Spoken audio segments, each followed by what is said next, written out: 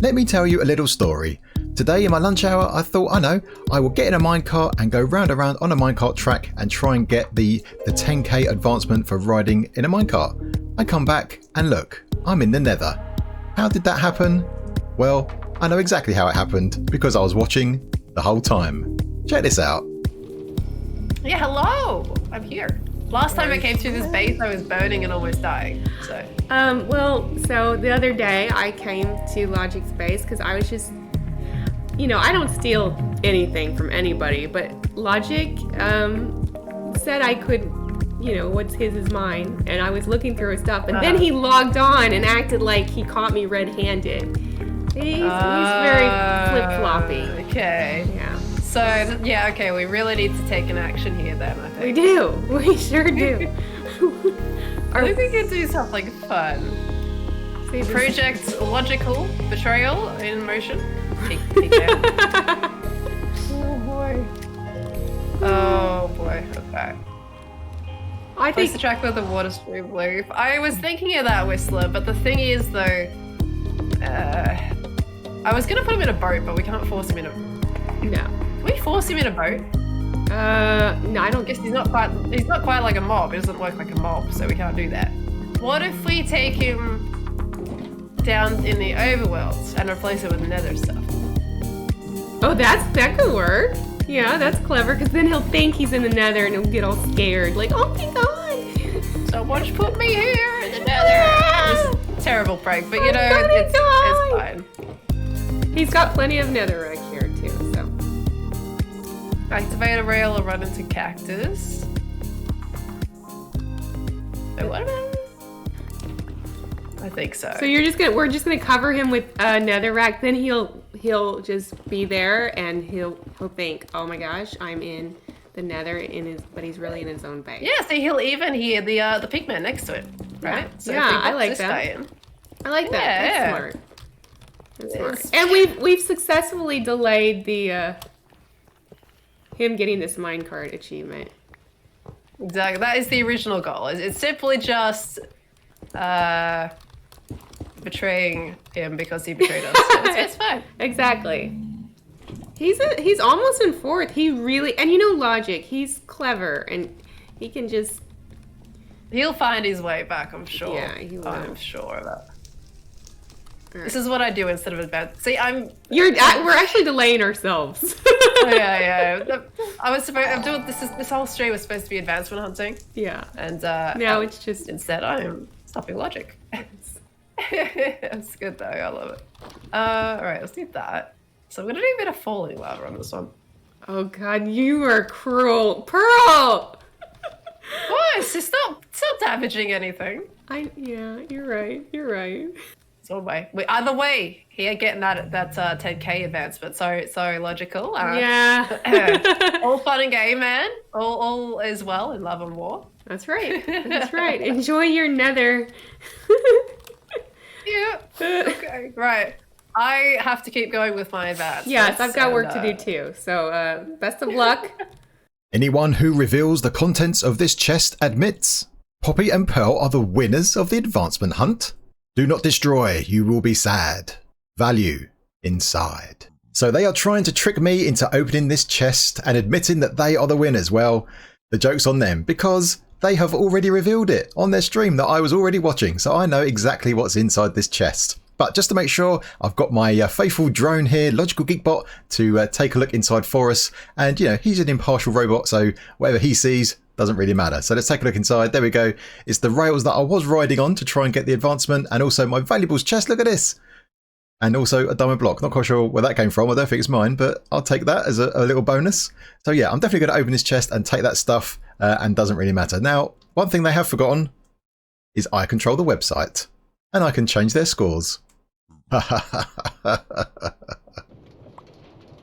And there it is, 10k on a rail. They haven't slowed us down at all. Well, that was easy, wasn't it? Okay, well, one more thing. Yeah, like I said, I've done a little bit of editing on the website. Let me show you. So check this out. They have been disqualified. So I've just added that. That's just a temporary thing, just a little joke. I will remove it. But yeah, I wonder what they'll say when they see it. But anyway, this chest is now empty. I've taken all the bits out of that. We don't need that anymore. No more of those shenanigans. And this cart can stop as well. All right, let's get on with the rest of the episode.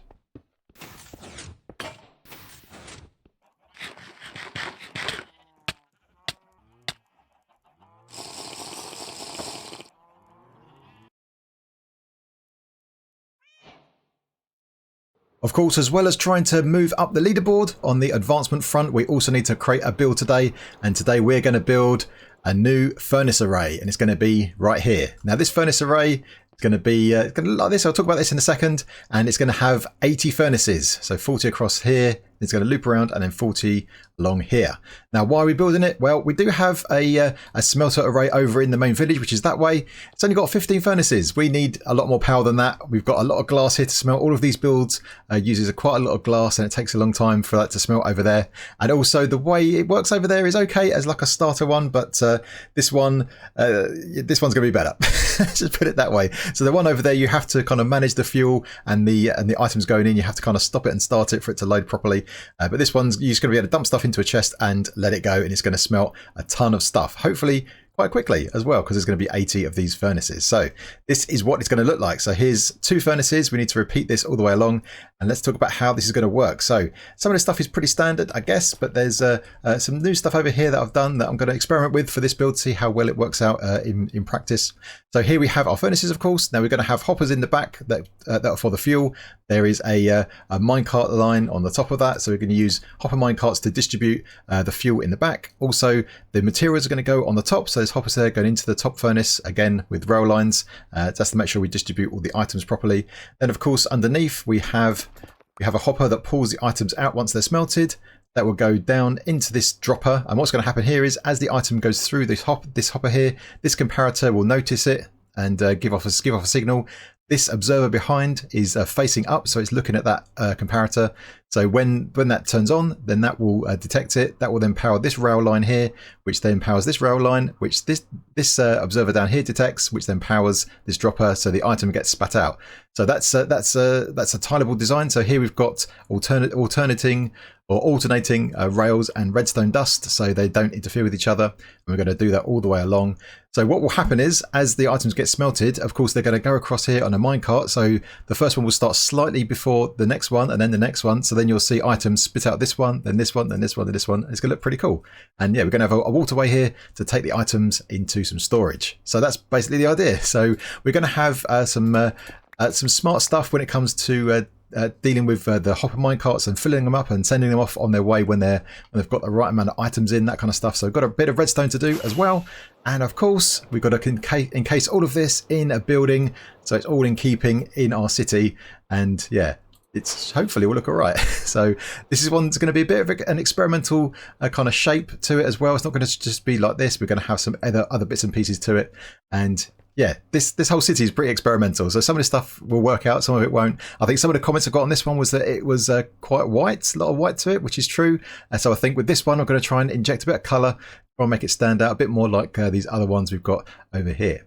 All right, so let's get on with the build and yeah, see how this thing works out.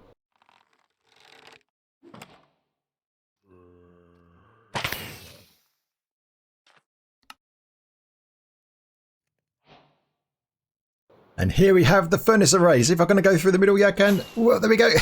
That's the guts of it. That is the main part of the furnace array. Now we've got all the furnaces in place, all the droppers, observers, all that kind of stuff, all in place, all the rails as well, ready to go. So you can see at this end, this is where the minecarts for the fuel and the materials will go along here.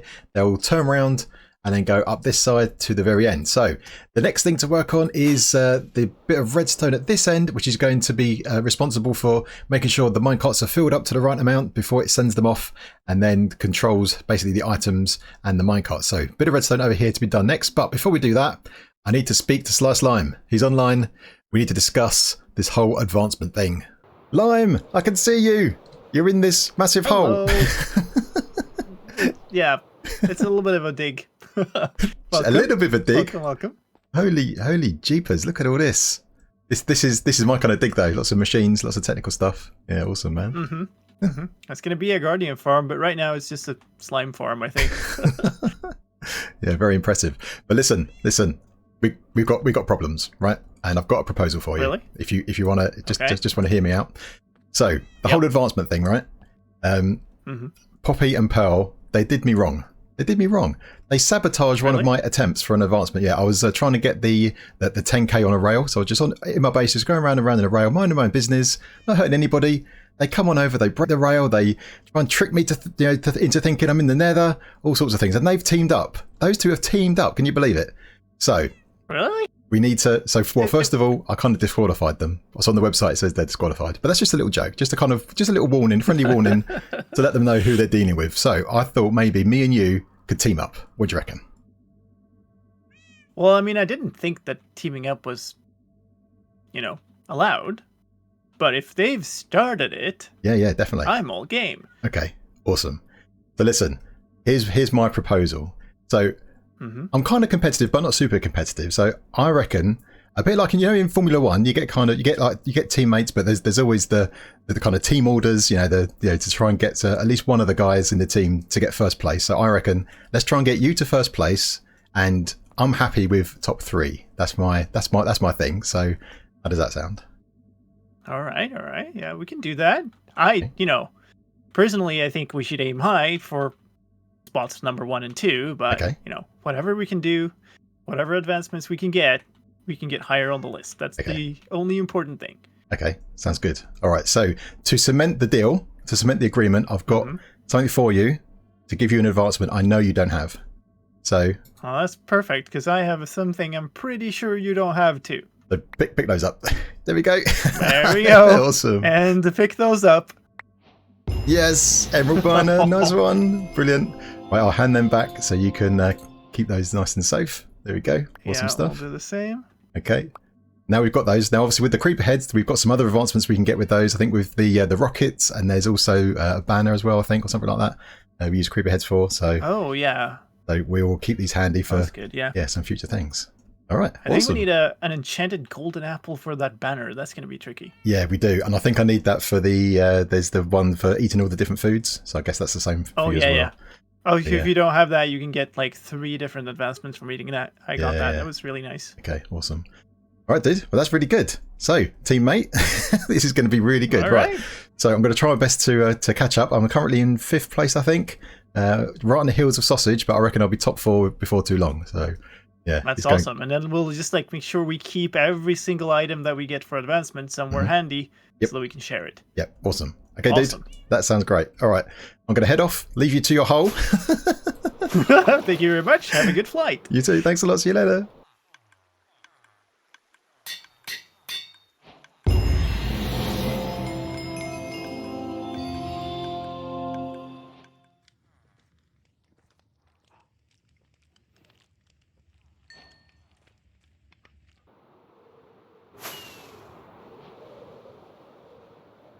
The redstone for controlling the minecarts is in, so let's take a quick look and see how it works. So this line here, this is going to provide all the fuel for the furnaces, that line right there, and you can see that we've got this angled detector rail. That's to enable us to hold the minecart here while it fills up with items from this chest. So this is where we're going to put all of our fuel in this chest, and we can add some more chests to this a bit later on if you want to. So over this side, we've got a comparator that's going to read the contents of the hopper minecart. It's comparing with this redstone block, which is which is a maximum strength. So we're only going to get a signal out of this comparator if the minecart is totally filled up to the brim, which then powers this block, powers all of this, powers this block, which then opens the gate and releases it. So that circuit allows us to only release the minecart if it's totally filled up to the brim. Now that is not always what you want, because sometimes, let's say we're running out of fuel. Let's say we've totally emptied this chest and the minecart has still got enough fuel in it to continue to fuel the rest of the furnaces. We want it to release in that case as well. So we want it to release if this is empty or if this is full up, the minecart is full up. So the way to do that is we are detecting with this comparator how much stuff is inside the chest. Now, if it's empty, we want to power this line and open the gate. So we just got to add redstone torch right there. So obviously that comparator is checking that, which will then depower the torch if the chest is empty, which again powers this line and opens the gate. Now I've also added this piston over here. So if we ever want to, once we've finished with this, we just want to make sure it stops, then we can just flip that lever, which removes that block from the circuit, breaking the circuit, and then forcing the gate to be closed. So that's a way to lock the minecart into place if we want to do that. Now what will happen is the minecart will obviously go off, go around the circuit, come around back again, come around to here, and then it will come off this rail here onto the detector rail, and if it's still in the correct state, it can just keep going round and round and round until it gets to a point where it has to stop and then get filled up with some more items. And that's it, pretty much. So that's a pretty cool circuit. Pretty happy with that. Now at the top for the materials, we've got something very similar indeed. The only difference is it's a slight difference here because I don't want the minecart to be totally filled when it goes off. I just want it to have enough items to go around and fill up every furnace with at least one item. So with this circuit, what I've got here is the same thing, basically the same thing here, but instead of having a redstone block next to the comparator, we've actually got a composter here at level 4. So that will mean that this will release the minecart when it gets, I think it's something like 92 items, something like that, which is obviously more than 80. So then it will release, go off, fill all of the furnaces with one item, come back, and then get some more items before it continues. So there we go. That's pretty much it. This is the furnace pretty much done and working. So we need to give it a test. So I've added a floor down here. So when the items are fully smelted, they'll get spat out of these droppers and land on this floor here. Now we're going to have some water streams going this way, and then we're going to have to take the items out of here into some storage, but that is something we can do in a little while. So pretty good. Now there might be some tweaking we need to do to this. It's going to depend on the fuel we use, and in my testing, depending on the fuel, you might get some. It might not be perfectly fuel efficient, but that's okay. I think I'm happy with that at the moment, and we can experiment with fuels. I might have to remove some furnaces. We'll talk about that a bit later on, maybe, to get it a bit more tweaked in terms of efficiency. But yeah, pretty good so far. So I think the next thing to do is to start building up a building around it, a kind of surround, because we want to hide this thing away. We can't have this out in the open like this in our city. We need to have a building, of course. So let's get that done next.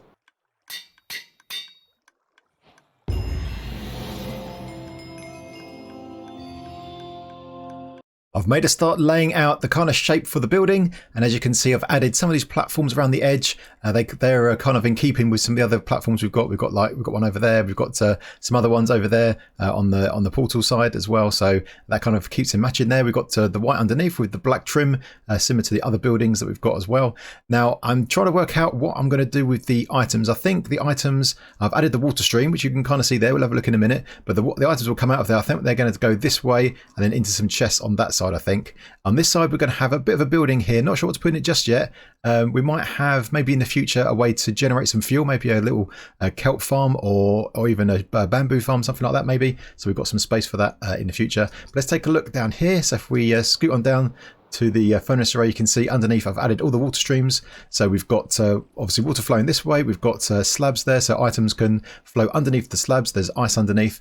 And if any of these droppers like this one here spit out, they won't get stuck on top of the slab because we've got water there held back by these signs. And I'm going to add some glass on top of this so we can walk all the way on top of this and see the items, and obviously inspect the furnaces to make sure they're all empty, because sometimes you get items stuck in there through the hoppers that shouldn't be there. So that's where we're up to so far. So the items will eventually come out here. So I think I'm going to take them this way and then probably over here somewhere, and yeah, have a bunch of chests on this side. So that's the plan so far. Now, one other thing I think it will be quite fun actually is I noticed that obviously over here we have our comparators just here, and they obviously take a signal whenever there's something inside the hopper, something coming through. So why don't we add some redstone lamps next to these just like that. So then when we're where we look at the building from the side and it's actually smelting, we should see a line of the lamps kind of lightening up as items come out. That'd be pretty cool, I think. So we're going to do that. And yeah, I guess now it's a case of encasing all of this into a building that kind of makes sense in the city. So that's the next step. So let's roll the music and let's get this thing built.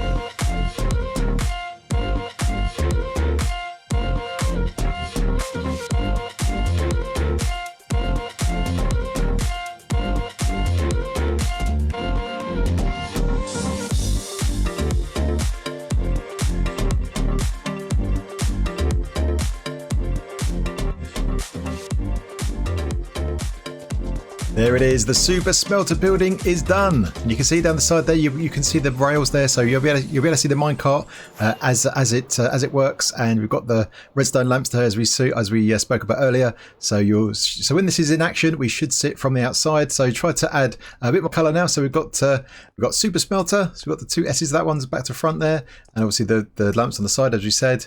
And on this side, we've got this building, which isn't really used at the moment, but we can probably use that for something in the future. But I thought they looked nice to kind of add a bit of extra height variation on that side. And then over here, we've got a little landing pad. We've got a big E here for Elytra. There's an Elytra landing pad right here, so that's pretty cool as well.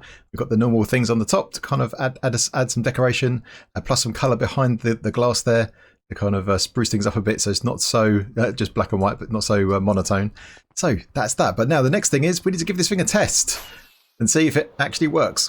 So the items will come up here and end up in these chests. So we've got this water stream here, got some pipes. I thought that was quite cool to have some kind of pipe work. So they go through, comes out here. So you should see items coming along here through the waterway. So let's check this out. So I've already added some fuel. So this is the fuel box in here. So there's some blaze rods in there.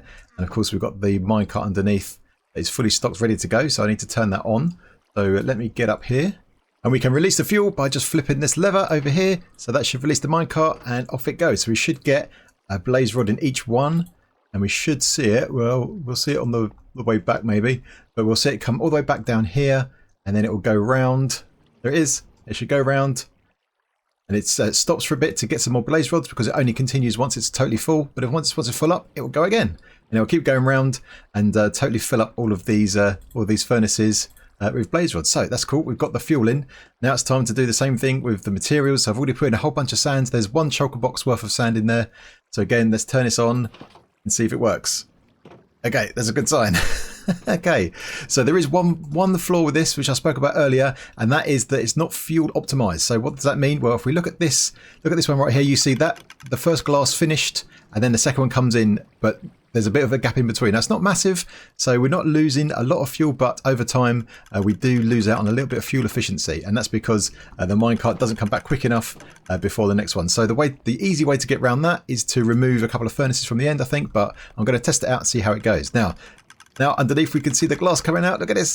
So if I stand here, look at the glass, look at it, it will get shot out into the water. It was pretty cool, and then it comes down this side as well. There we go. Very cool, very cool. Love it. So that should all get washed down here. You can see it all working underneath us. I kind of like that feel when you kind of see the redstone, you see the minecarts, you see some stuff working, and we should see the items coming up the water stream. There they are, and they should go into the chest right here. So it's working. Okay, and if we look along the side here, let's check out the lamps. Hopefully we should see those go across from that side. There we go. There we go. That is items going through the hoppers and the comparators over there. Checking them out. Now this last row we just here, these ones are just for show. They're not linked up to any of the furnaces, so they're just to kind of make the outside look good because they're right here, not linked up to anything. Okay, that looks like it's working. So I'm going to let that run, and then once it's finished, we'll check and just make sure there's nothing's got stuck or anything like that. Make sure we've got a full shulker box worth of glass in the chests over here.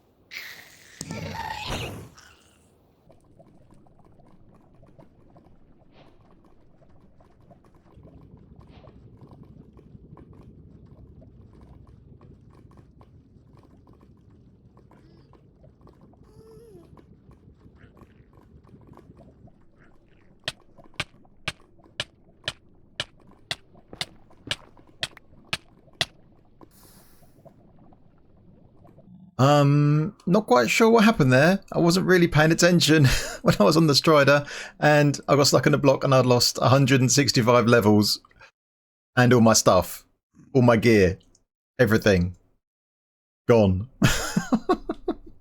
Oh well, not to worry. I'm sure we can recover. But looking at the scoreboard, we are still 5th with 621 points. So we are gaining on sausage. We are going to be in the top 4 before too long. Now let's go and check out what happened with the smelter. We'll have to swim over there before I get my gear back. So let's head on up the stairs, and in here there is our shulker box worth of glass. So it all worked. The super smelter works. So that is good news. At least something went well this episode. But that's pretty cool. We've got a reliable and much faster super smelter for us to use, which is really good because we use a lot of glass over here. We're moving up the leaderboard on the advancements front, and we have teamed up with Lime. So that is really good. I lost my staff. That's bad. That is really bad. Oh dear. Oh well. It'll be all right. We will recover. We will get back someday. So that is it. That is the end of the episode. I hope you enjoyed it. And if you did, then please hit that like button. And if you're new, then feel free to subscribe. And if you've got any comments or suggestions, then get in that comment section. All right, my geeks. Until next time, I will see you later.